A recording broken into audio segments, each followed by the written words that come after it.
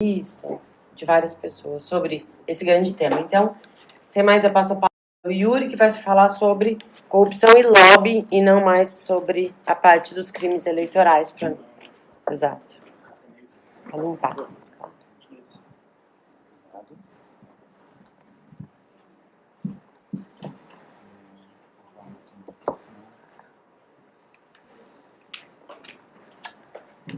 Bom dia a todos e a todas. Queria, em primeiro lugar, agradecer a Elu e ao Theo pelo gentil convite. Dizer que, para mim, é um enorme prazer retornar a Getúlio Vargas, um lugar onde eu trabalhei durante alguns anos como pesquisador. Queria cumprimentar também os demais colegas de mesa, agradecer pelas exposições. Dizer que é uma honra poder dividir esse espaço com vocês na manhã de hoje. Queria cumprimentar também os demais presentes. E dizer, enfim, que vou me aventurar aqui num tema que me parece realmente, hoje, um dos mais difíceis da dogmática tribunal contemporânea e que cumpre um espaço relevante na agenda de debate público brasileiro. Eu queria pontuar que eu estou de pleno acordo com as conclusões que o Gustavo colocou na sua análise sobre compra de boas relações e, inclusive, com a avaliação de que foi muito esperta a sua forma de escolher casos envolvendo corrupção não política, né? Porque eu acho que os casos de corrupção política eles trazem uma série de discussões que, enfim, eu vou tentar tangenciar aqui com as limitações de tempo que eu tenho, mas que realmente eu acho que precisam ser uma hora ou outra abordadas de maneira suficiente, sob pena de nós acabarmos tratando de maneira pouco diferenciadora fenômenos que são muito diferentes, né? Então, queria mencionar que a minha fala foi intitulada como Corrupção e Lobby, influência política entre direito penal e democracia econômica. E o mote da minha intervenção é tentar dizer que hoje, no cenário jurídico e político brasileiro, nós temos uma questão aí de fenômenos muito diferentes sendo tratados, a meu ver, de forma pouco diferenciada, de forma homogênea, e que se nós mantivermos uma postura científica pouco preocupada com essa falta de diferenciação, nós vamos, inclusive, perder alguns, não apenas assim, temos prejuízos jurídicos, mas também prejuízos de caráter político sobre os rumos da nossa sociedade democrática a partir, sobretudo, das crises políticas que vieram com a Lava Jato. O caminho que eu vou seguir para tentar desenhar isso é mais ou menos o seguinte: eu vou inicialmente indicar que me parece haver uma diferença relevante entre corrupção, que eu poderia chamar de não política, de um lado, e corrupção política, de outro. Num segundo momento, eu vou tentar apontar o que me parece ser uma tendência de interpretação no sistema de justiça e, mais especificamente, nos órgãos acusadores, de tratamento como corrupção de fenômenos que são de contornos efetivamente muito diversos. Vou indicar que existem alguns problemas relacionados a essa abordagem não diferenciadora, e aqui o meu foco vai ser naquilo que nós poderíamos chamar de maneira ampla de lobby e de democracia econômica, que eu pretendo conceituar de forma razoavelmente precária um pouco mais à frente. E a partir da identificação desse problema, eu vou tentar indicar duas propostas que poderiam contribuir para uma abordagem diferenciadora, para uma abordagem que conseguisse abarcar tratamentos jurídicos distintos para fenômenos que me parecem efetivamente diferentes. Propostas essas que eu vou formular em dois planos, né? Um plano de legislato e um plano de legifering, e seguir com algumas conclusões sobre possíveis agendas de pesquisa que englobem essas considerações. Bom, estou começando. Corrupção não política, corrupção política, me parecem ser temas relevantes que podem ser compreendidos a partir de uma indicação de alguns casos paradigmáticos, né? Então, se nós formos pensar no caso padrão de corrupção, aquele manualesco de um cidadão A com uma CNH vencida que conduz o automóvel ao longo de uma BR e ao separado por um policial rodoviário P, oferece R$200 em troca de denúncia autuada de um veículo apreendido, e o P, por sua vez, aceitando a proposta, recebendo o valor, deixando de adotar as providências devidas, nós temos aí um claro caso de corrupção simples, muito óbvio, que eu imagino que ninguém aqui discutiria que se trata de um ato punível. Mas se nós formos introduzir nesses exemplos algumas circunstâncias que estão na pauta do dia, exemplos que eu vou apresentar agora são exemplos inspirados em discussões jurisprudenciais nas pautas dos tribunais hoje, nós vemos que isso fica um pouquinho mais complexo. Um empresário C atuante no ramo da construção civil ajusta com o governador D a disponibilização de um grande volume de recursos na forma de futuras doações de campanha via Caixa 2 em favor de 2 afiliados políticos de C. E em troca, a princípio, de atuações até então indeterminadas, ou seja, até então não bem definidas quais serão as vantagens que o empresário C vai obter a partir disso. De qualquer modo, desde o momento desse ajuste de disponibilização de recursos, entre essas possíveis atuações, o D já vislumbra a possibilidade, melhor, o C já vislumbra a possibilidade de ser chamado a trabalhar para o órgão ambiental estadual, do qual ele é governador, efetivamente tenha, digamos, uma pressão para parar de criar dificuldades em processos de licenciamento ambiental que são de interesses do empresário. Um outro exemplo, que também cria uma dinâmica diferente nesse caso, seria um caso de um candidato à presidência por um partido pouco expressivo de cenário político nacional. Esse caso é real. Recebe de F, um empresário atuante no ramo de planos de saúde, doações eleitorais via Caixa 1, para que nos debates eleitorais realizados pela televisão durante a campanha, o E, candidato pouco expressivo, faça perguntas que favoreçam o candidato G. A vitória interessa ao F.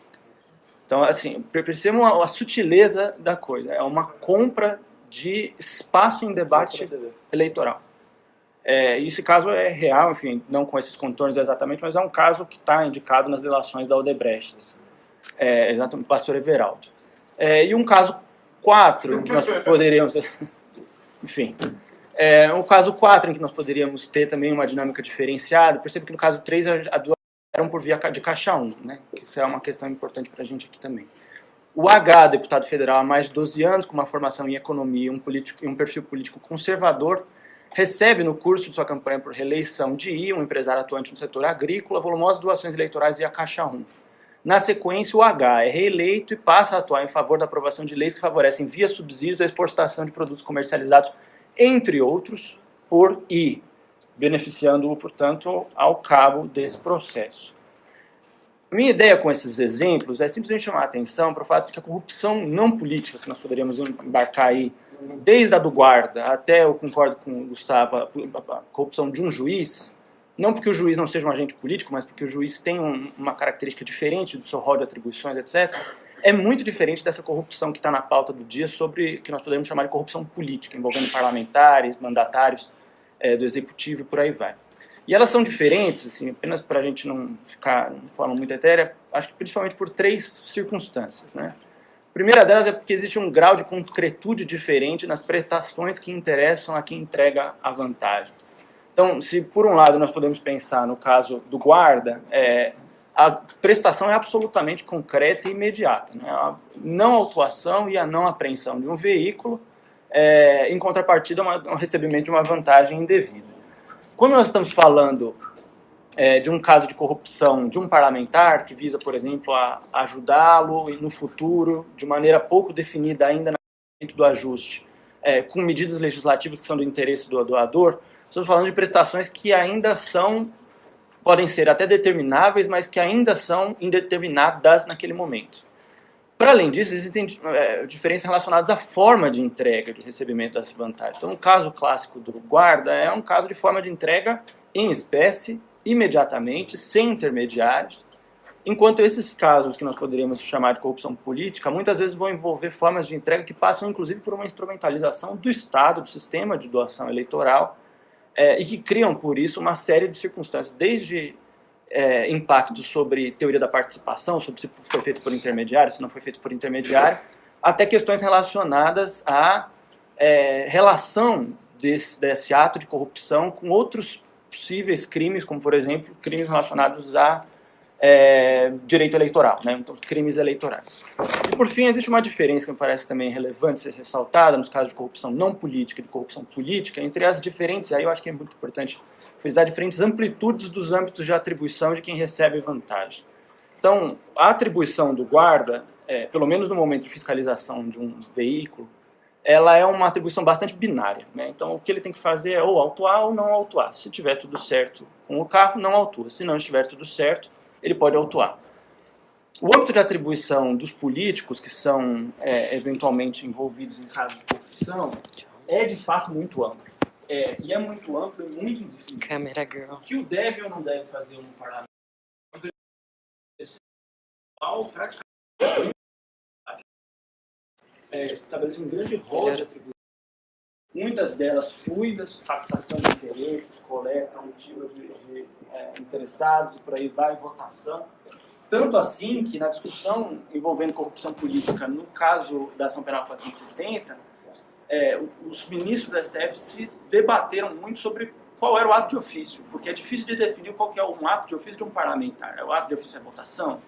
Votação é um ato de ofício, não é? O que a gente chama de ofício, né? Normalmente o ato oficioso é aquele que você tem que fazer sem provocação. Então, existem questões relacionadas aos âmbitos de atribuição maiores ou menores dos envolvidos, que tornam, acho, também a corrupção não política muito diferente da corrupção política. E a despeito dessas diferenças, me parece que não seria absurdo dizer que, na linha do que o Theo sinalizou, existe uma tendência do sistema de justiça, e aí eu acho que para fazer justiça ao sistema de justiça, principalmente do sistema de justiça acusatório, no Ministério Público e Polícia Federal, de tratar de uma forma muito homogênea fenômenos muito diferentes envolvendo influência privada sobre o sistema político. Tá? Então existe uma tendência, talvez, de tratar de forma homogênea os diversos casos em que se há uma suspeita de corrupção política. Eu acho que existem dois grandes grupos de razão relacionados a essa tendência. A primeira delas é uma coisa, digamos, extrajurídica, razões políticas. A gente vive uma crise institucional importante, e, enfim, nesse contexto em que se, de certa forma, percebem as entranhas do sistema político e o alastramento de uma corrupção muito marcante nos centros decisórios do país, acho que é normal que exista algum movimento, pelo menos compreensível, que exista um movimento muito moralizador e muito moralizante que tenda, digamos, a pressionar a interpretação dos fatos para uma interpretação de responsabilização criminal, né? E que tente, portanto, tratar fenômenos os mais diversos de influência privada sobre o sistema político à luz do direito penal. Mas, para além disso, acho que existe uma razão aí que eu poderia chamar de teórica e que eu gostaria de explorar com vocês, que toca tanto o fato de que, ao contrário do que acontece em outros países, no Brasil, os tipos penais de corrupção, 317 ou 333, eles são muito abrangentes, né? Então, além de a gente não ter tipos penais específicos para corrupções políticas, por exemplo, como existe na Alemanha hoje, nós temos uns tipos penais que trazem cláusulas muito abertas. Então, enquanto na Alemanha e em Portugal se fala normalmente de exercício da função, uma reforma recente na Alemanha introduziu essa noção de em exercício para exatamente superar a noção de ato de ofício único exclusivamente. No Brasil se fala de em razão da função, o que poderia, pelas questões que o Gustavo trabalhou, ser interpretado, ser usado para se tratar como corrupção fatos os mais diversos relacionados à obtenção de vantagem em razão da função, pura e simplesmente. Para além disso, o tipo penal de corrupção brasileiro ainda fala de recebimento de valores mesmo que antes de assumida a função, ou seja, estabelece um corte temporal aí muito amplo. Para além disso, prevê a ideia de para si ou para outrem, ou seja, existem corrupções mesmo que o beneficiário não seja aquele que recebe que pratica o ato, né, de corrupção, o ato de ofício. E, por fim, existe um dispositivo que traz o conceito de funcionário público bastante amplo, muito diverso, como todos nós sabemos, daqueles diversos conceitos de funcionário público, servidor público, do direito administrativo.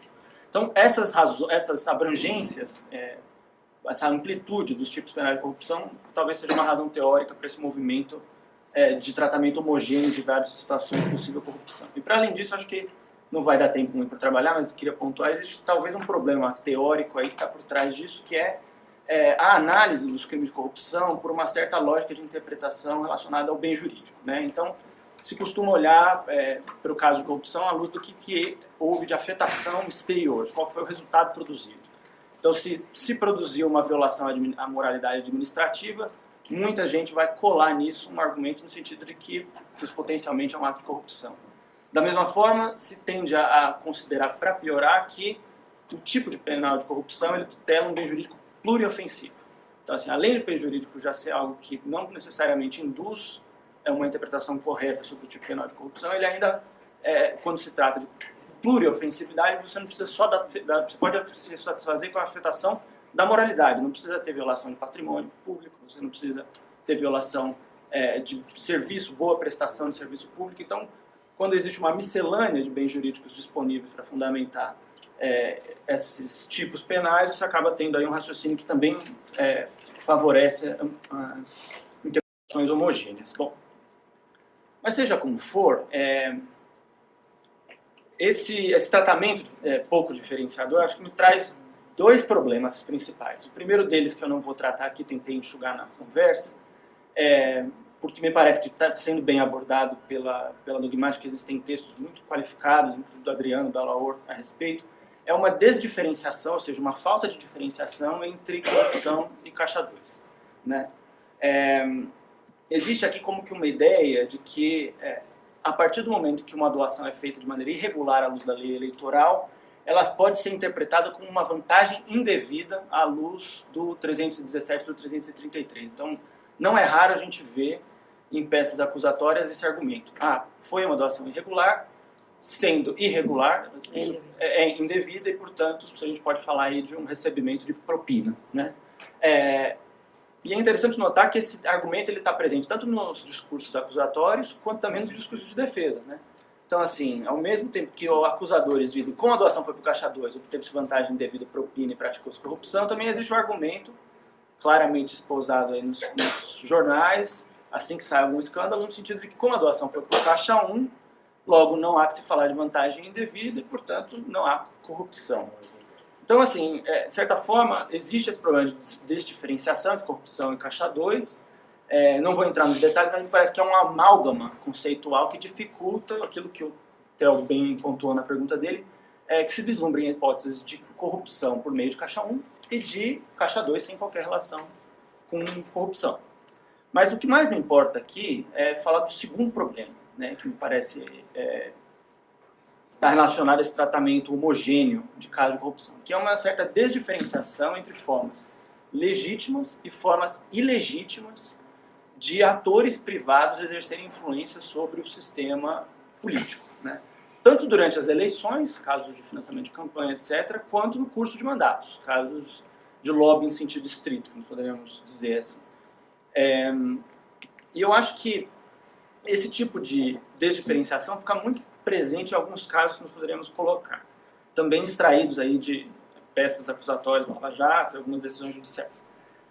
Empresário A no ramo de eletrônicos é procurado por um assessor, tem uma variação para evitar identificações indevidas, mas empresário A do ramo de eletrônicos é procurado por um assessor do deputado federal B, relator de uma medida provisória que estabelece critérios para compra em favor de universidades federais de um ativo número de computadores.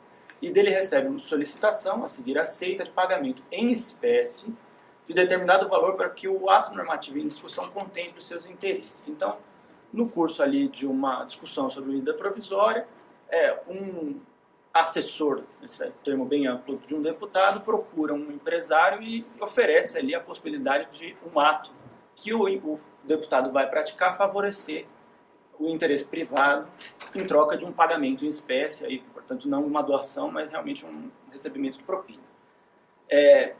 Uma variação desse caso seria o do caso do senador A, que exercendo seu terceiro mandato desde o início da sua carreira política, financiado sistematicamente pelos empresários B, C e D. Ora por meio de caixa 2, ora por meio de caixa 1, e em contrapartida o A, que é o deputado, o senador, além de frequentemente ter despesas suas e de seus familiares pagas pelos empresários, ou seja, recebendo valores econômicos, não doação, coloca à disposição de B, C e D para atender quaisquer de seus interesses, desde a destinação de recursos de emendas parlamentares para celebração de contratos na ponta, superfaturados em uma área de atuação, por exemplo, a aquisição de merenda escolar, até a aprovação de leis prejudiciais à população, mas favoráveis e, portanto, boas para aqueles que financiaram o senador. E, por fim, uma terceira variação ainda, o senador J, exercendo seu 6º mandato em uma campanha pela reeleição, recebe de G, um empresário expoente do setor da indústria, doações volumosas via Caixa 1, intermediadas por seu partido. Reeleito, inclusive com a ajuda, né, do G, já no meio de seu 7º mandato, J torna-se relator de uma medida provisória que estabelece condições de compensação tributária sobre lucros obtidos no exterior. Nessa qualidade, o J recebe representantes de G, já no curso do mandato, para discutir os termos da proposta de um ato desse ato normativo, né, dessa medida provisória, e acatando algumas de suas sugestões, emplaca no texto final alterações que declaradamente voltadas a não desestimular um setor estratégico da economia, que se via ali pressionado, né, por ações de tributação, acabam beneficiando diversas empresas, e entre elas a do doador G. O que a gente tem, então, é que em todos esses casos, sem dúvida nenhuma, nós estamos diante de situações de influência privada sobre o sistema político. Né? Todos esses casos são situações em que, seja no curso da campanha, seja durante um mandato parlamentar, determinados agentes privados conseguem influenciar a tomada de decisões políticas. No entanto, a pergunta que eu gostaria de colocar para reflexão é se todas elas são reprováveis, ou pelo menos são reprováveis à luz do direito penal. Né? E aqui, acho que a ideia é a gente pensar um pouco se todas elas são corrupção, se todas elas efetivamente cabem à luz daquilo que serve à proibição de corrupção. Nas situações de corrupção, me parece que a influência privada, ou seja, a influência de um agente privado sobre uma decisão pública, ela é ilegítima por vários motivos, mas porque ela pode, além de beneficiar indevidamente o recebedor da vantagem, porque ela tem prejuízos efetivos. Então ela leva à violação de procedimentos legais. Então fulano recebe um valor para fraudar e direcionar uma licitação, para manipular um determinado convênio celebrado com a União. Ou mesmo porque esse ato de influência acaba gerando uma violação material de interesses públicos. Então, por exemplo, uma ação específica de recebimento de valor está atrelada à aprovação de medidas que são ambientalmente desastrosas, ou que são urbanisticamente desastrosas, estabelecimento de condições de ocupação de solo completamente absurdas e sem qualquer, digamos, fundamento razoável ancorado em interesses públicos. Tá? Então, o que na verdade a gente tem é que os casos de corrupção, eles são corrupção porque eles afetam alguma coisa. Né? Os casos 1 que eu sinalizei ali, que era a mercancia do ato parlamentar, né? Então o deputado insere uma cláusula relevante ali para favorecer o empresário na compra de produtos de informática. E o caso 2, que não é exatamente mercancia de um ato, mas é mercancia do exercício do cargo inteiro. Né? Então o rapaz ali que está sendo financiado ao longo de anos por empresários, ele se coloca em absoluta disposição dos empresários para favorecê-los nos mais diferentes contextos.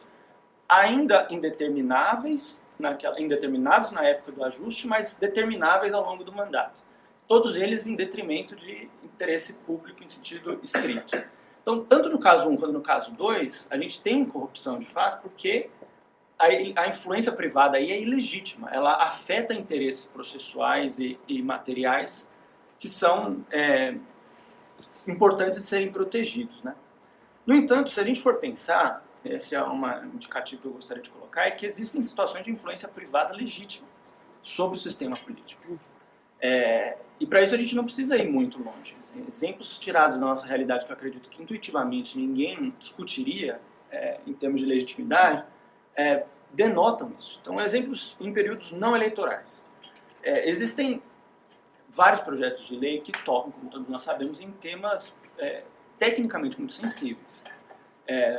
Do mesmo jeito que a gente fica aqui preocupado com as barbaridades que o parlamento faz em termos de técnica penal, a gente também fica preocupado, imagino, como empresário, como membro da sociedade civil, com barbaridades que são praticadas em âmbito regulatório, em âmbito de discussão sobre direitos de liberdade pública, por aí vai. Então, existem questões que são discutidas, têm que ser discutidas nas searas políticas, que demandam, para uma boa solução, contribuições técnicas, contribuições as mais diversas da sociedade civil, entre elas a sociedade civil organizada empresarialmente e também a sociedade civil em sentido bem estrito, né? interesses organizados, ONGs e por aí vai. Porque exatamente são temas complicados e que precisam ser porosos ali à discussão pública. E, para além disso, exemplos de períodos não eleitorais também estão relacionados ali a pressões públicas as mais diversas, manifestações, ocupação de instâncias políticas e por aí vai. Então, todos esses casos são casos de influência privada, legítima sobre o sistema político. E, da mesma forma, se nós formos pensar aqui no que mais interessa, que são exemplos em períodos eleitorais, doações não são em si mesmo influências ilegítimas sobre o sistema político, né? Isso pode ser ou não, a depender do sistema de financiamento de campanha que foi adotado por cada país, mas no modelo que nós temos de financiamento misto, é quase que um truísmo, embora seja muito esquecido, a gente lembrar que existem doações que são parte, digamos, de um direito de participação política. Do mesmo jeito que a minha participação política pode ser desempenhada por meio de voto, a minha participação política também pode ser desempenhada por meio de um financiamento a um parlamentar, de uma campanha de um parlamentar que, uma vez eleito, venha defender interesses que me são caros. E até para a gente pensar assim, um pouco como isso é relevante, basta a gente pensar o seguinte: a minha possibilidade de votar em deputados está circunscrita ao meu domicílio eleitoral. Então eu não vou poder financiar, eu não vou poder votar em um parlamentar do Rio de Janeiro, do Mato Grosso, etc. Mas então também nós sabemos que os deputados federais eles têm o objetivo de, embora eleitos estadualmente, defender a nação toda. Eles defender o interesse público nacional. E nesse contexto existem deputados que podem, por exemplo, ter pautas que não são muito caras. Pautas, por exemplo, de defesa de direitos LGBT, de direitos digitais, e que às vezes não são devidamente atendidos por um deputado no qual eu possa votar. Nesse contexto, o meu direito de participação política envolve também a possibilidade de eu financiar a campanha de um deputado que não esteja vinculado a São Paulo, mas sim ao Rio de Janeiro, a outro estado da federação. Então, de certa forma, no nosso modelo, a noção de democracia que nós temos de participação envolve também a democracia econômica, e aí é um conceito precário que eu apresento, mas a ideia é mais ou menos de a possibilidade de eu participar politicamente por meio de doações econômicas a uma campanha específica. Então, se nós pensamos nisso, a ideia é um pouco concluir que agentes privados têm, obviamente, respeitadas determinadas balizas, direito de influenciar via doações os rumos do sistema político. E aí, antes que alguém me objete de estar defendendo a plutocracia, né, de grandes empresários fazendo doações absolutamente vultuosas para o sistema político, então antes que fala para os procurador plutocrata, né?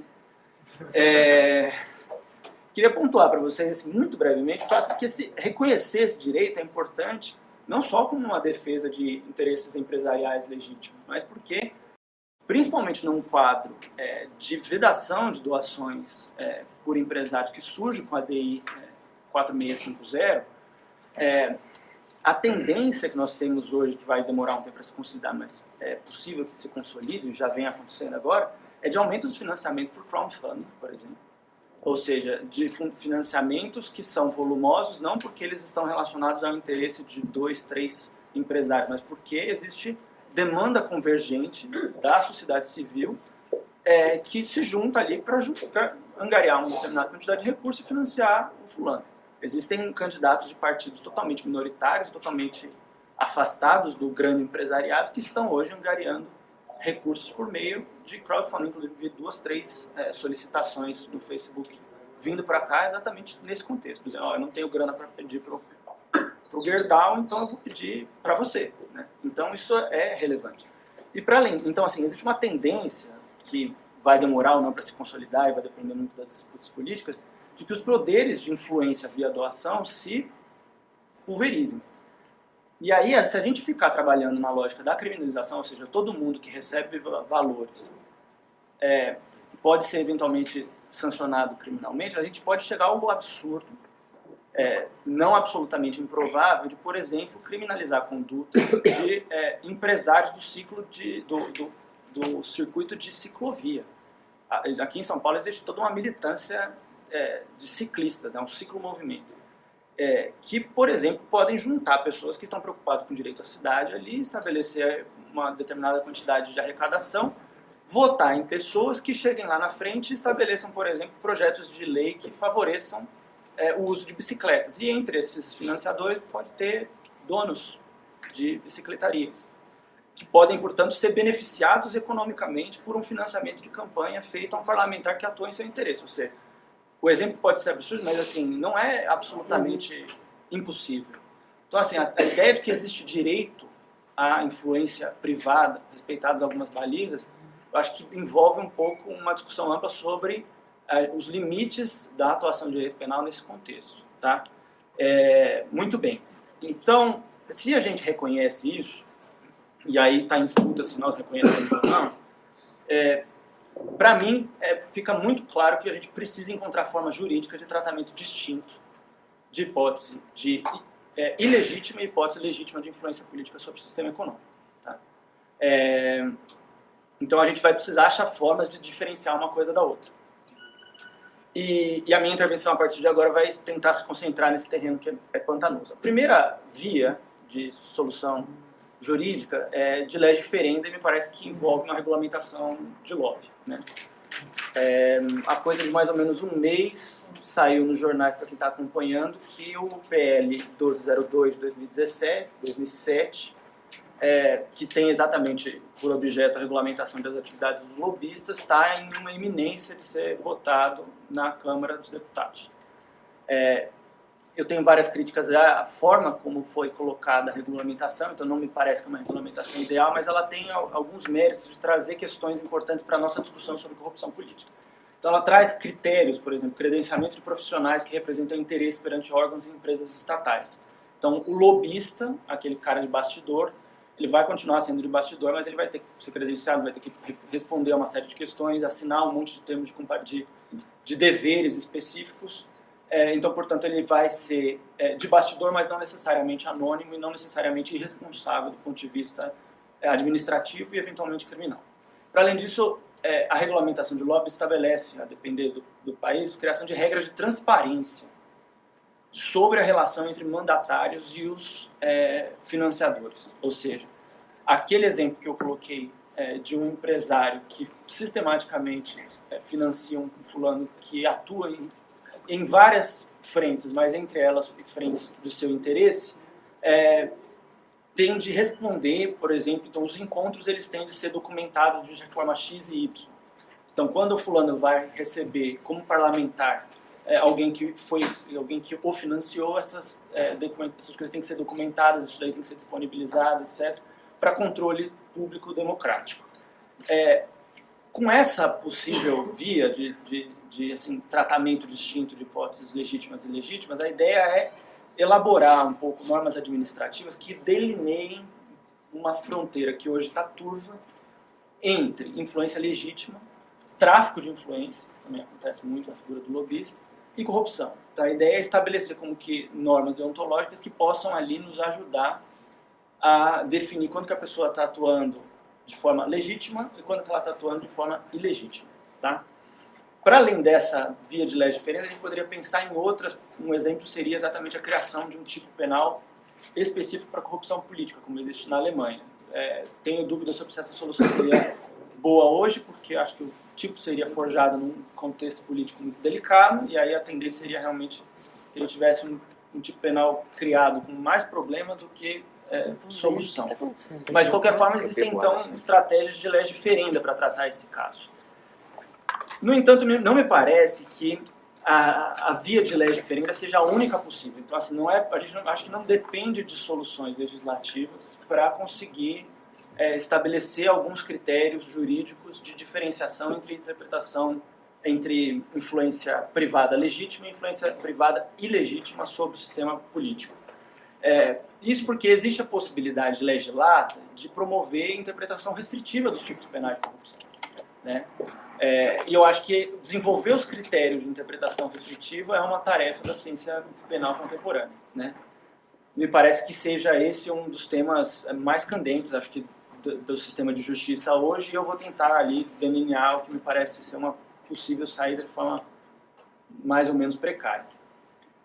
Desde já, eu sinalizo que, assim, retomando um pouco da minha fala no começo, é que é insuficiente para a gente achar uma interpretação restritiva continuar interpretando os tipos penais de corrupção a partir de uma lógica de bem jurídico. O Luiz e o Adriano têm um texto interessante em que eles tocam essa questão nesse livro Crime e Política, publicado pelo Getúlio Vargas, em que eles bem mencionam que a lógica do bem jurídico está muito focada no aspecto exterior, no resultado de uma determinada conduta. Então, no caso específico da corrupção política, está muito centrado na promessa, ou então na ocorrência da promessa, na ocorrência do recebimento de vantagem, e principalmente na ocorrência de uma influência privada sobre o sistema político. Então, assim, o resultado da influência sobre a atuação do Estado é aquilo que é o foco da lógica do bem jurídico. Então, se a influência ocorreu, se a decisão não foi tomada pelos parâmetros exclusivos do deputado, mas por uma conversa com um particular, por um financiamento pelo particular, se tende a interpretar que houve uma violação à moralidade administrativa e por aí vai. Então, isso acaba criando uma postura indevida, a meu ver, de responsabilização de amplo espectro. Então, se foca muito no resultado, o resultado muitas vezes é complicado, de influência efetiva, e aí, por não se estabelecer critérios adicionais de interpretação, se acaba adotando uma postura de responsabilização de amplo espectro. A meu ver, uma possibilidade de mitigar isso, então, digamos assim, afastar a lógica interpretativa do bem jurídico, focar menos no aspecto externo e tentar, de fato, compreender aquilo que justifica a criminalização da corrupção. O Adriano e o Luiz, eles apresentam, então, na discussão alemã, essa noção de pacto do injusto, né? Então, a ideia é mais ou menos dizer o seguinte: do mesmo jeito que não é o aspecto exterior ou a violação do bem jurídico patrimônio que explica a diferença entre furto, roubo, de um lado, e apropriação indébita e infidelidade patrimonial, de outro, também não é a ocorrência, digamos, a violação ali da intangibilidade do processo decisório de um parlamentar que explica a diferença entre uma influência legítima e uma influência ilegítima sobre o sistema político. Então não do mesmo jeito que inclusive não digamos, a afetação, o direcionamento privado de uma decisão pública que explica a diferença entre coação de um servidor público por parte de um particular, não te manda fazer isso, senão você vai tomar uma bala na cabeça, e corrupção. Existe uma coisa a mais nesse processo que faz a diferença e que, portanto, fundamenta a criminalização específica do ato de corrupção, diferente do ato de coação de um servidor público. E essa noção de diferencia uma coisa e outra, a ratio diferenciadora, é isso que se chama na doutrina de pacto de injusto. Pacto de injusto, valendo ainda aqui desse texto do Luiz e do Adriano, envolve basicamente uma relação espúria que digamos, se expressa de maneira distinta nos diferentes tipos de corrupção. Então, naquela corrupção que nós podemos chamar de simples, né, a corrupção imprópria, recebimento indevido de vantagem, quando ainda não há prática de um ato pelo servidor público, o pacto de injusto ele se traduz numa relação entre particular e funcionário, que culmina numa degeneração do cargo, ou da função que é ocupada pelo funcionário. Então, basicamente, a ideia é de que quando eu recebo um valor indevido, como funcionário público, eu traio a ideia de que o meu cargo, o cargo que eu ocupo, serve a um interesse público e não ao meu interesse particular. Então, quando eu recebo uma propina em razão do exercício do meu cargo, eu, de certa forma, degenero essa minha função pública, o sentido público da minha função, e acabo privatizando, de modo que, com isso, trai uma confiança que configura o pacto de injusto da corrupção simples. E, de outro lado, naquela corrupção que é chamada erroneamente no Brasil de corrupção qualificada, que é aquela corrupção que, para além do recebimento da vantagem, implica um ato em desconformidade com os meus deveres funcionais, o pacto de injustiça vai se traduzir como uma relação que culmina em ações e omissões em desconformidade com a lei. Né? Então a ideia é mais ou menos a seguinte: os manuais de direito constitucional eles separam aquilo que é princípio da legalidade em sentido negativo e aquilo que é princípio da legalidade em sentido positivo. Em sentido negativo, aplicado ao cidadão, diz basicamente que o cidadão pode fazer tudo aquilo que não é proibido dele fazer. Então, se for proibido, ele não pode. Agora, Se não tá claro, etc., ele tem a liberalidade de fazer. Ao passo que, em relação à administração pública, incluindo os funcionários públicos, a legalidade ela funciona de forma positiva, ou seja, eu só posso fazer aquilo que a lei me permite fazer, e em caso de penumbra, não posso. Isso significa que a corrupção, quando eu pratico um ato em razão de um recebimento de uma vantagem indevida, em desconformidade com aquilo que a lei me impõe, eu pratico algo que, de certa forma, trai o meu compromisso com o princípio da legalidade em sentido positivo. Então, sendo esse o pacto de injusto do delito de corrupção. Muito bem. Me parece que, ao olhar rácio, a partir dessa lógica de pacto de injusto, dos crimes de corrupção, nós temos um bom avanço em relação a uma lógica de interpretação calcada na figura ali, na lógica do bem jurídico. No entanto, a meu ver, modestamente a meu ver, só isso não resolve. Tá? E aí eu vou tentar propor aqui uma possível saída que, na verdade, não é excludente, mas é complementar à noção do pacto de injusto. Então, para mim, a gente precisa ir para além do pacto de injusto nos casos de corrupção política. Tá? A gente precisa mobilizar uma categoria relevante do que se costumou chamar de imputação objetiva de comportamento, que é a categoria de risco permitido. A dogmática penal, sobretudo da segunda metade do século XX, desenvolveu, de uma forma bastante tortuosa, a ideia de que nem todo comportamento que causalmente realiza um resultado previsto no tipo, de maneira dolosa, etc., configura um injusto. Então, a ideia é de que, para além da causação de um resultado de maneira dolosa ou culposa, é preciso que esse resultado ele tenha se inserido em um contexto de criação e realização de risco não permitido. Tá?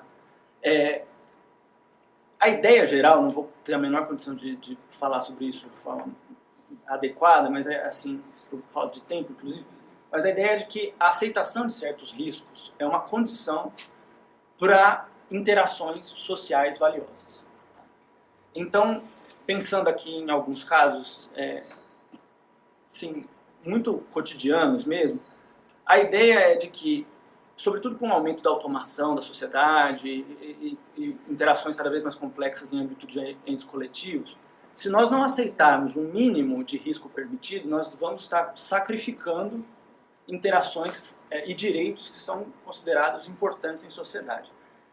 Pensamos assim, coisa muito clara, se a gente for pensar que toda possível causação culposa ou dolosa de resultados não desejados para a integridade física de uma pessoa devem ser proibidas, nós vamos ter um problema muito grande quando nós pensamos em um tráfego viário. Então, o tráfego viário é o exemplo mais concreto e mais consolidado da aceitação social de riscos permitidos.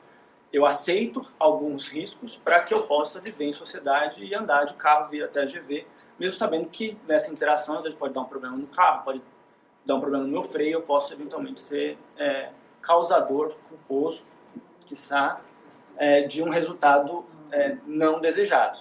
Então, assim, da mesma forma, a existência de um sistema financeiro marcado por alguns riscos íncitos de algumas operações teria dificuldade de funcionar se não fossem algumas operações inseridas em um âmbito de risco permitido. Então, assim, a liberdade econômica, a possibilidade de inovação tecnológica e o próprio funcionamento da sociedade demandam o reconhecimento de riscos permitidos. Essa é a ideia geral que eu gostaria de colocar aqui. Isso seja porque a aceitação de risco permitido está ligada a reconhecimento de direitos, então direito de ir e vir, direito de explorar uma atividade econômica em um âmbito, obviamente, regrado, etc., seja porque existem objetivos socialmente valiosos que estariam sendo sacrificados se nós não reconhecêssemos interações legítimas no âmbito de risco permitido. Por que isso daí, para mim, é importante?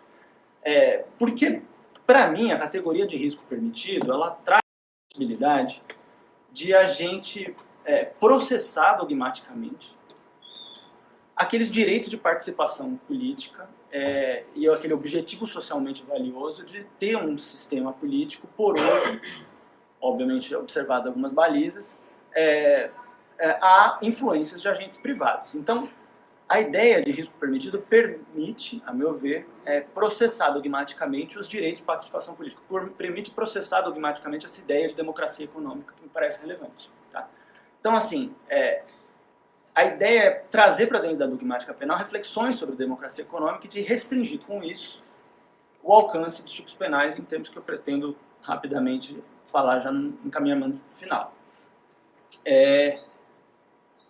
Essa ideia de risco permitido me traz possibilidade, a meu ver, de estabelecer, por exemplo, alguns critérios. São provisórios, são passíveis de discussão e tal, mas são alguns critérios que podem estar atrelados a isso e servirem, por exemplo, de âncora para a gente definir quando que uma conduta de influência privada sobre esse sistema político é ou não uma conduta inserida no âmbito de risco permitido. O critério 1 seria de se verificar se a tentativa de influência via doação foi transparente ou escamoteada. Porque se a gente está falando de um direito de participação política, né, de participação de influência, esse é um direito público, né, sem dúvida é um direito de participação democrática público, e para ser público, ele deve ser exercido de maneira pública. Então, as tentativas de influência sobre os processos de tomada de decisão feitas via Caixa 2, elas não configuram necessariamente corrupção, necessariamente não, mas elas podem servir como um indício de possível tentativa de influência indevida sobre a atividade econômica. Se vai configurar isso aí, crime de falsidade eleitoral ou corrupção, é outra história. Mas, a princípio, isso daí permitiria, se a gente está diante de um conceito de risco permitido relacionado a um direito de participação, permite excluir de plano isso daí como risco permitido. Então, não é risco permitido você fazer pelo menos à luz da não punibilidade geral, da não responsabilização pelo direito penal de uma conduta de doação desse tipo. Tá? É óbvio que o critério da forma, esse é o critério, né, de se foi feito de forma transparente ou forma escamoteada, ele é sujeito à manipulação. Então, toda forma é sujeita à manipulação. E, portanto, o critério de se foi por Caixa 2, ele pode ser mais robusto, mas o critério de foi por Caixa 1, ele só oferece um indício de que possivelmente isso foi um exercício legítimo de direito de participação. Não significa uma prova, porque o Caixa 1, como nós sabemos, pode ser meio de entrega de vantagens devidas. Tá? Seguindo outro critério ali que poderia ser ancorado nessa noção de risco permitido, seria verificar se a tentativa de influência via doação ela estava disponível ex ante apenas ao autor beneficiado pelo ato, ou também a outros agentes. Tá? Aqui eu vou tentar ser o mais breve possível, mas a ideia é basicamente o seguinte. O risco permitido de um tráfego viário, ele é legitimado como algo que não vai ser alvo de responsabilização, porque ex ante a gente não consegue definir quem vão ser as vítimas, quem vai ser a vítima de um eventual acidente. Então é porque ex ante todas as pessoas podem ser consideradas potenciais beneficiários de uma não punição dessas interações, que eu consigo tratar aquilo lá como um risco permitido, algo aceitável. Ou seja, não é pelo resultado ser pouco provável, não é por causa disso, é porque eu consigo dizer que todo mundo pode se beneficiar desse espaço isento de controle estatal. Então, se a gente for transplantar isso para a ideia de influência privada sobre a decisão política, a gente tem que definir se ex ante esse poder de influência está disponível só, por exemplo, para o agente que doa. Então, se, por exemplo, as portas do Congresso, e aí é uma questão política mesmo, de desenho institucional grave, está aberta só para o doador X e não para, por exemplo, concorrentes dele, é possível que nós tenhamos uma influência que não está albergada na ideia de risco permitido exatamente porque ex ante o exercício desse direito não está disponível a todos os possíveis interessados no exercício dessa influência. Então a ideia aqui é um pouco reconhecer isso, que na sociedade de liberdade, eu peguei uma citação aqui de um texto muito interessante do Jacob sobre isso, apenas pode haver permissão de um risco se o benefício da atividade em questão é justificado de forma plausível perante quem pode ter e suportar seus custos. Ou seja, o risco só pode ser tolerado por todos porque ex ante todos podem ser considerados potenciais beneficiários. Se essa condição não estiver aberta, talvez a gente não tenha risco permitido. E por fim, um terceiro critério que eu apresento, que me parece também relevante ser discutido, é se o agente político, após ser financiado, ele foi influenciado de modo conforme a seu papel social ou não. E aí aqui me chama a atenção o seguinte, aquela amplitude do rol de atribuições de um político em relação a outros rolos de atribuição de potenciais funcionários corruptos, ela demanda da gente, acho que um exercício teórico de densificar a noção de interesse público. Tá? Então, assim, interesse público não pode ser tratado, acho que a dogmática de direito administrativo superou isso, embora no Brasil ainda tenha alguma resistência, mas superou isso há muitos e muitos anos. Interesse público não é oposição necessariamente a interesses privados. Interesse público é um vetor de avaliação. De modo que o mandato político ele vai ser sempre fiducial, para usar uma expressão do Luiz e do Adriano nesse texto, ou seja, ele vai ser sempre benefício em terceiro, não em benefício privado do ocupante do cargo.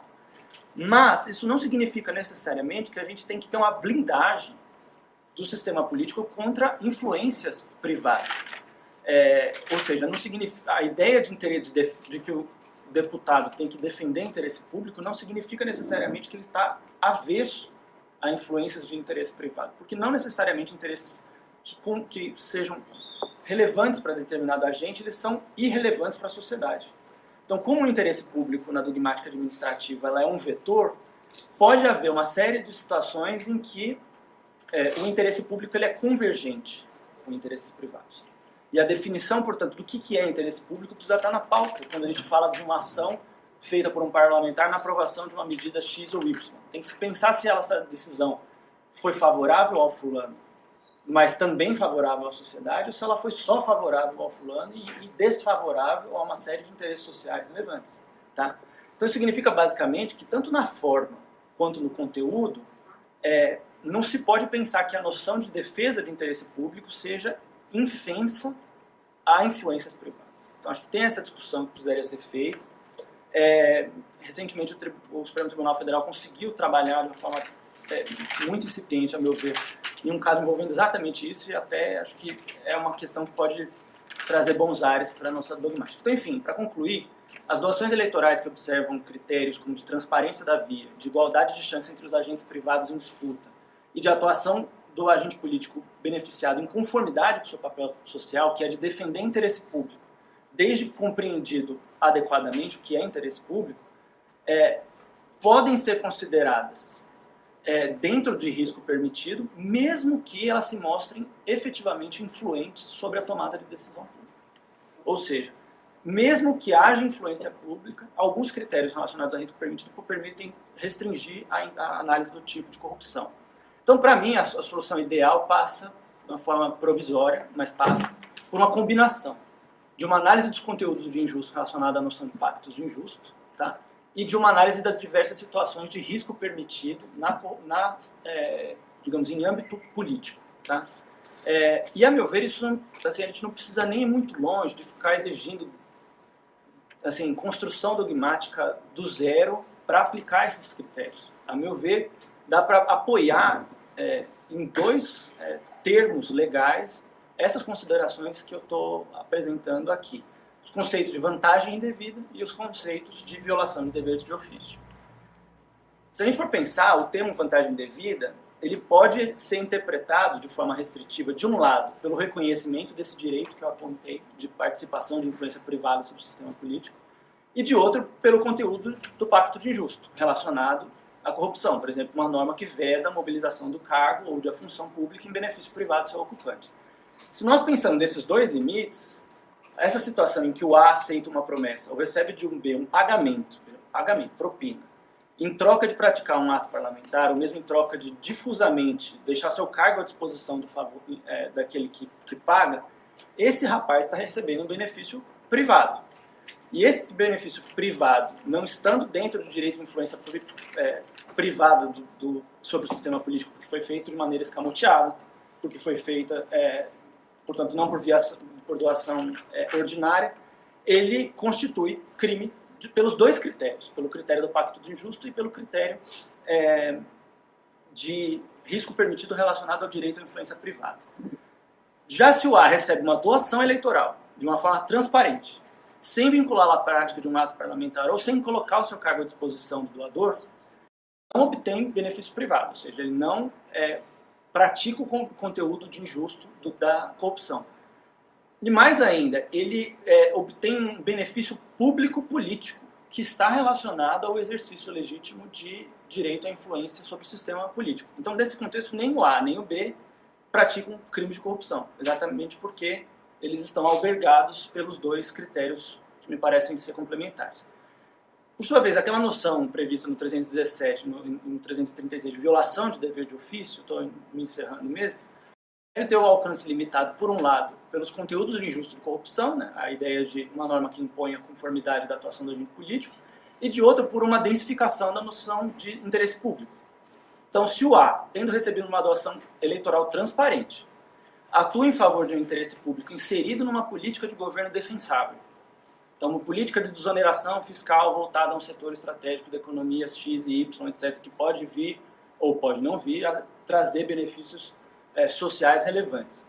Mesmo que isso contingencialmente convirja com o interesse do doador, não realiza o tipo penal de corrupção exatamente porque, em primeiro lugar, a doação foi feita de maneira transparente, né?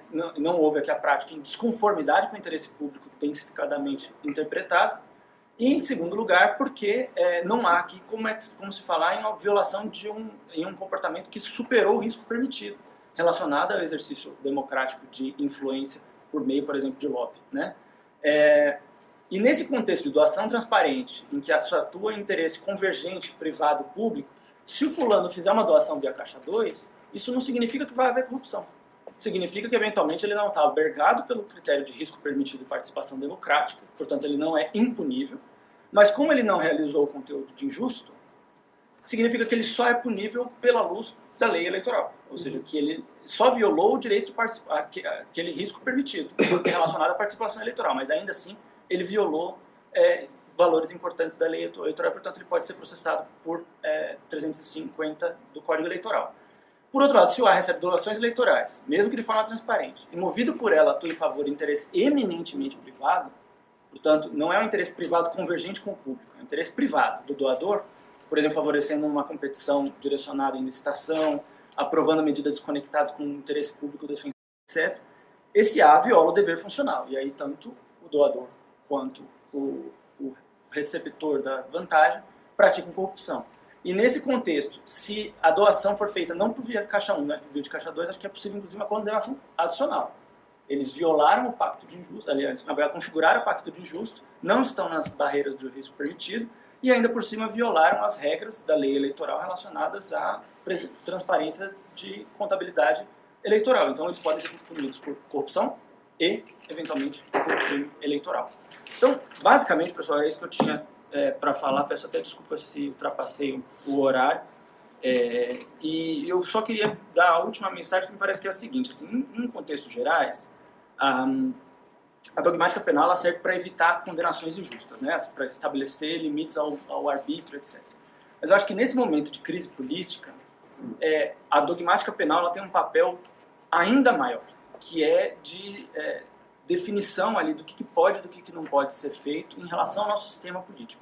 Se nós não estabelecemos critérios razoáveis, fortes, para separar o que é influência privada e o que não é influência privada legítima e influência privada ilegítima, a gente tem um risco aí de não só de punições injustas, mas de rumar para uma configuração das nossas relações de sociedade e poder estatal que podem se mostrar ruinosas para a democracia que a gente quer. Então, eu acho que assim, a dogmática penal, nesse momento, ela tem uma sobrecarga de responsabilidade, que é evitar condenações injustas, mas também atuar de uma forma relevante para os rumos da nossa democracia em um contexto de crise política. Era isso que eu tinha para falar. Agradeço a atenção. Obrigado.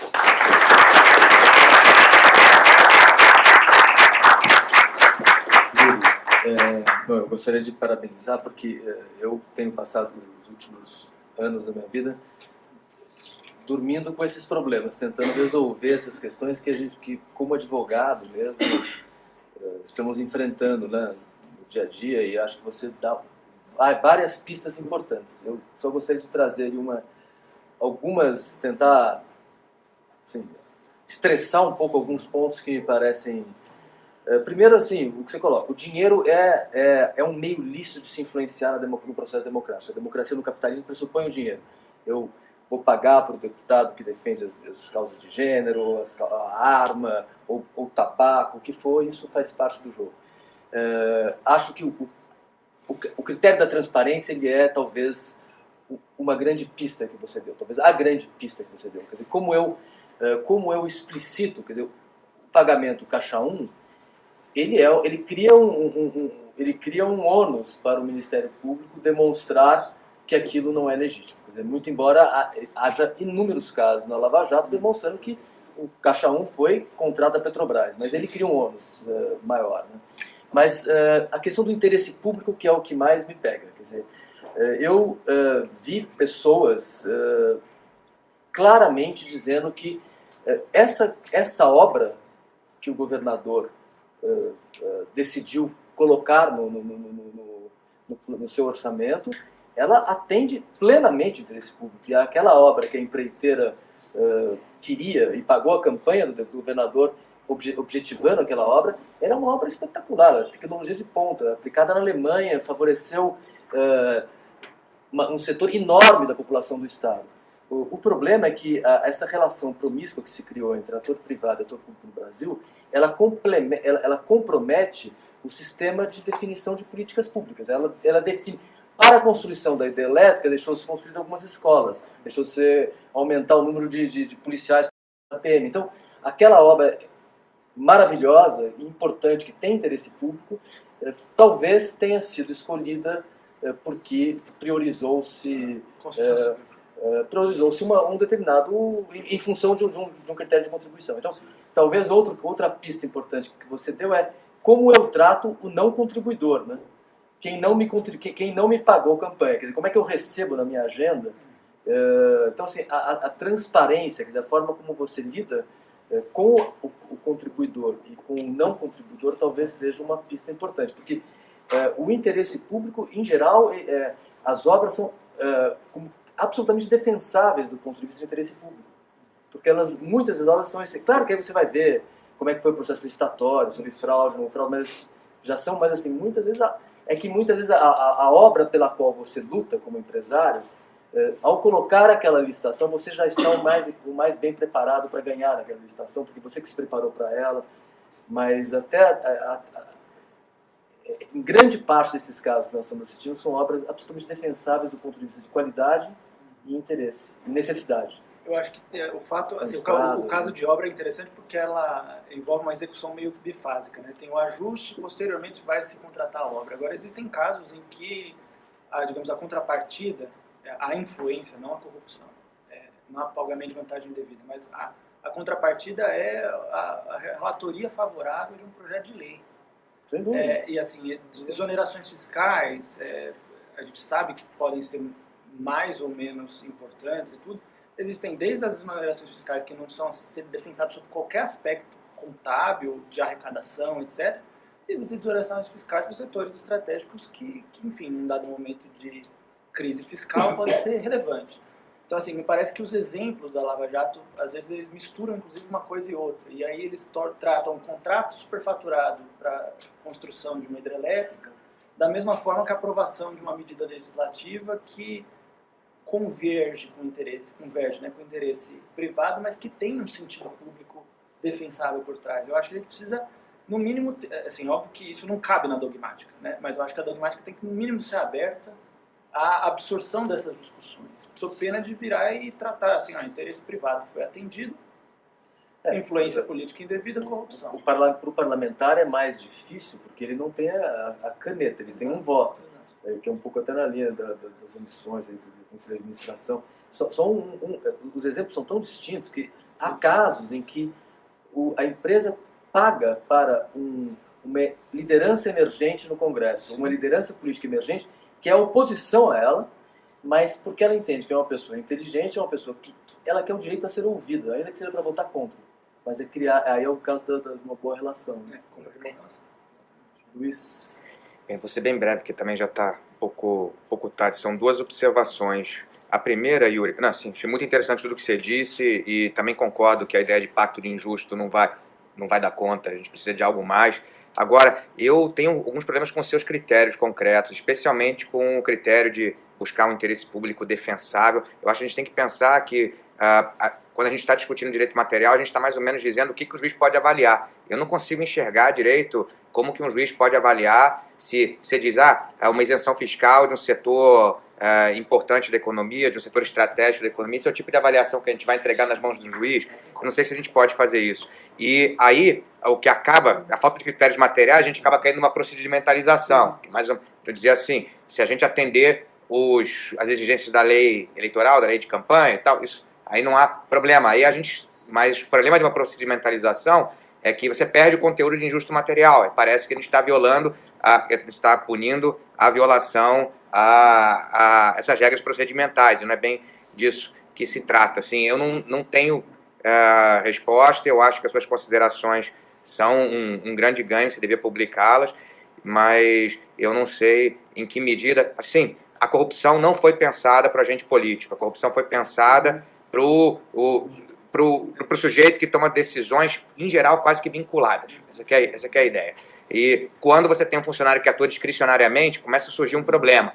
E aí a ideia se torna, na Alemanha existe uma grande discussão sobre o funcionário discricionário, se torna, já ser levado em conta pelo funcionário que atua discricionariamente é um problema. Mas isso no setor, eu diria assim, da administração, baixo ou médio escalão. Mas a administração política, que discricionariedade ali é muito ampla, ali o particular tem o direito de chegar a ele com as suas demandas, muitas vezes particulares. Eu acho que assim, a sua tentativa de distinguir quais demandas particulares por trás delas existe público, não, é impossível. Todo o particular não tem que chegar a um deputado, assim, ele vai ser, primeiro ele sempre vai poder fazer isso. Por mais que a gente não goste da indústria de armas, poder dizer, peraí, eu gero emprego, eu estou beneficiando a população, eu gero segurança, então sempre você consegue falar de um interesse público por trás, sempre. Onde você não conseguir, você então deu ao juiz o direito de avaliar que as exigências da indústria de armas são ruins, os interesses da indústria de armas não valem nada, mas os interesses de uma outra indústria qualquer, não sei, de fazer o ursinho de pelúcia, esses são bons. Então, não dá muito para, assim, havia, talvez, não sei, eu não quero capitular, mas talvez não dê realmente para se falar em corrupção no setor político. E o que existe, assim, é outra coisa, peculato. Por exemplo, superfaturamento não é corrupção, no sentido técnico da palavra, é peculato. Por quê? Porque existe um prejuízo para o patrimônio público. O sujeito recebeu o dinheiro da campanha, depois ele vai repagar, talvez escolhendo a empresa que não fez necessariamente a melhor oferta, ou que a empresa vai ter que recolocar aquela doação da campanha no preço da obra, de alguma maneira. E então, todo superfaturamento é meio que um kickback, e o kickback é um peculato, não é? Eu acho que um grande problema também da discussão brasileira, que a gente deve começar a pensar, é entender, corrupção não tem nada a ver com o patrimônio da administração. Corrupção tem a ver com, assim, vamos dizer, o mau uso da função pública. O que tem a ver com o patrimônio da administração é o peculato. E vamos olhar um pouco mais para o peculato e não olhar só para os delitos de corrupção. Muitos desses casos de superfaturamento são casos de peculato, não são casos de corrupção. A gente tinha que estar usando outro tipo. Um critério que não é empiricamente verificado, aquela obra, a decisão por aquela obra teria ocorrido sem a contribuição, né? Mas isso... Mas o que a gente pode saber é que o preço da obra acabou sendo mais caro porque a empresa injetou 2 milhões na campanha de fulano e esses 2 milhões tem que ter entrado na obra. Assim, quase ela poderia ter sido mais barata a obra sem esse dinheiro. Assim, quase... A prova vai ser difícil também. Mas acho que com boa vontade até que talvez dê, mas não sei. Seria para pensar. Só fazendo um comentário em relação à tua...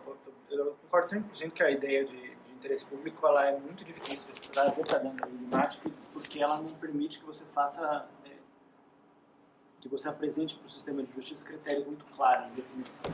Agora, o que eu pondero é o seguinte, ao a gente não densificar esse interesse público, a gente corre o risco de igualmente deixar a decisão do juiz no seguinte sentido, de dizer foi uma decisão influenciada pelo setor privado, de modo que violou-se o interesse público. Então, assim, a minha provocação nesse momento é sempre a gente reconhecer que a ideia de interesse público não é muito operacionalizável, é pelo menos de mostrar que ela é mais complexa. Ela é mais complexa. Eu acho que isso é um ônus que a gente tem a partir do momento em que, com a Lava Jato, o direito penal colou de tal forma nas discussões sobre política que as complexidades da política ingressaram. Hoje a gente ignora as complexidades, trata tudo numa forma chapada ou a gente reconhece pelo menos a complexidade e tenta achar, mas eu concordo que é um critério assim provisório. Eu coloquei provisório por causa disso. Posso fazer algumas considerações? Pode, depois você já encerra. Tá? Claro, com certeza. O ônus já é seu. Eu acredito que a proposta de separar esses dois âmbitos de atuação, ela é inevitável realmente, sob pena de não se avançar nesse ramo e acabar criminalizando a política, o que seria um desastre para a sociedade. Mas eu compartilho com meus colegas a preocupação em relação a esse critério do interesse público, porque tirando-se alguém construiu uma arena de curling em Mossoró, tirando assim casos muito esotéricos, tudo vai ter algum interesse público, especialmente numa sociedade, espero que não, numa sociedade plural, né? Na minha cidade eles promovem, acho que de 3 em 3 meses, um triatlo que eu acho pavoroso, porque fecha a minha rua, e eu não conheço ninguém que gosta daquela porcaria, mas tem gente que jura de pé junto que aquilo é bom para a cidade. E eu acho que é bom para quem hospeda e para quem vende equipamentos e para quem compete. E essas pessoas fazem parte da sociedade, né? Então o meu interesse de ir e vir talvez não seja maior do que o interesse dessas pessoas de participarem de um esporte que eu acho muito tedioso. Mas é isso, numa sociedade democrática, de 3 em 3 meses eu dou uma bufada e levo meia hora a mais.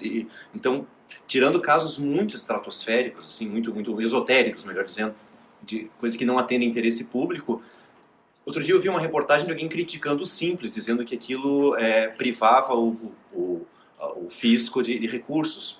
Bom, mas aquilo é para viabilizar pequenas empresas, né? Então, um fiscal da Fazenda começa a tratar aquilo como uma perda de receita, uma evasão de receita. Aí você percebe como a ideia de interesse público, vai ter alguém que vai achar que interesse público é arrecadar tudo o tempo inteiro e qualquer forma de exoneração fiscal é contrária ao interesse. Uma coisa que eu achei que talvez desse para avançar mais, eu não entendi muito bem por que se trata como risco permitido algo que na minha visão era adequação social, na verdade. Eu não vi o risco, não vi o resultado cujo risco você estava criando. Eu não vi uma diferença muito clara entre usar a terminologia risco permitido, que claramente é mais moderna e mais atraente, a uma terminologia menos interessante da adequação social. Eu não vi muita diferença. Talvez o resultado cujo risco é permitido, é proibido, é a influência, é a interferência. Mas aí talvez fosse preciso analisar melhor a relação entre a corrupção simples e a qualificada. Eu vou usar a terminologia tradicional, porque a doutrina reconhece que se eu pago algo ao qual o funcionário... Se eu pago por um ato ao qual eu teria direito, não sei por que eu pago, porque eu acho que se eu não pagar ele não vai fazer, ou para ele fazer mais rápido, porque o Rímel me disse que se eu não pagar ele não vai fazer, motivo que for. Ou porque eu acho que eu não tenho direito, mas na verdade eu tenho. Isso é corrupção. Assim como eles entendem que se o funcionário cobra por um ato que ele praticou de forma inteiramente legal, a corrupção subsequente, isso também é corrupção. Então, eu tenho a impressão de que o debate sobre a corrupção, às vezes, se concentra, talvez demais, na ideia da corrupção qualificada, e ficaria um pouco a explicar por que se pune a corrupção simples. Se é pelo receio de que ela se torne qualificada em algum momento, ou se é porque o funcionário que recebe por algo que ele teria que fazer de qualquer forma ofende a administração pública de alguma maneira, mas eu, em relação a esse critério de imputação objetiva, eu fiquei me perguntando o quanto isso não era uma mera adequação social, eu não consegui enxergar qual era o resultado de cujo risco se estava falando. Não que a ideia não seja boa, mas apenas essa questão da posição teórica que eu me confundi um pouco. E era isso, me incumbiu do mundo de encerrar. Então eu agradeço, em primeiro lugar, a todos os presentes, porque sem os presentes não há evento, e também aos que se dispuseram a expor as suas ideias aqui, a compartilhar com o público, e, sobretudo, agradecer ao organizador do evento também, que nos fez esse convite. Muito obrigado a todos.